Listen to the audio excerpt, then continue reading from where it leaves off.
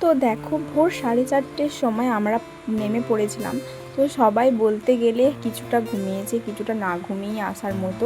তো এখন সবাই দেখো বাস থেকে সমস্ত জিনিসপত্র নামাচ্ছে, মানে যাদের যা ব্যাগপত্র সমস্ত কিছু। আর আমরা যেহেতু জানতাম না কোন হোটেলটা, তার জন্য আমরা হোটেলের সামনে দাঁড়িয়েছিলাম।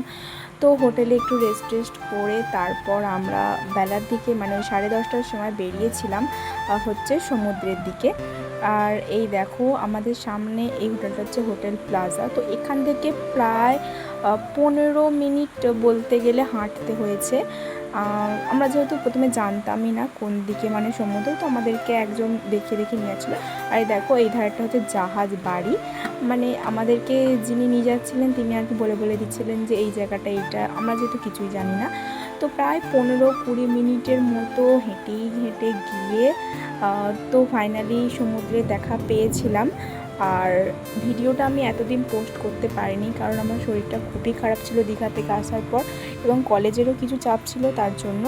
আর দীঘার সামনে এসে এত সুন্দর মানে একটা ভিউ দেখতে পাবো তো আশাই করিনি।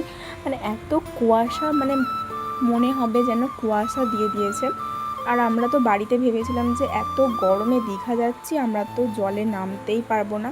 কিন্তু জাস্ট এখানকার ভিউটা দেখো। আমরা যখন গিয়েছিলাম তখন প্রায় 11টার মতো, তখন তো জল একটুও কমেনি। আমরা তো মানে এত মানে নিরাশ হয়ে গিয়েছিলাম, ভেবেছিলাম যে হয়তো দীঘার জলে হয়তো নামতেই পারবো না আজকে।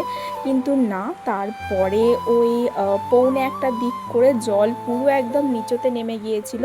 তো তারপর আমরা জলেতে খুব মজা করেছিলাম। ততক্ষণ আমরা 1-1.5 ঘন্টা এখানে বসে সমুদ্রের ঢেউ দেখছিলাম। তখন তো দীঘার এই পাড়গুলো খুবই ফাঁকা ছিল, কিন্তু যখনই একটু ঢেউ কমে গেছিলো, একটু মানে জল কমে গেছিলো, দেখো সবাই কীরকম জলে নেমে পড়েছে।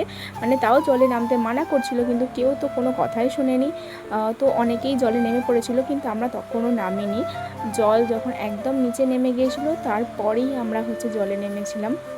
আমার তো দেখেই ভয় করছিল ওদেরকে যে ওরা কত দূর পর্যন্ত গেছে, কিছু অঘটন না ঘটে যায়। কিন্তু না, সেরকম কিছুই হয়নি।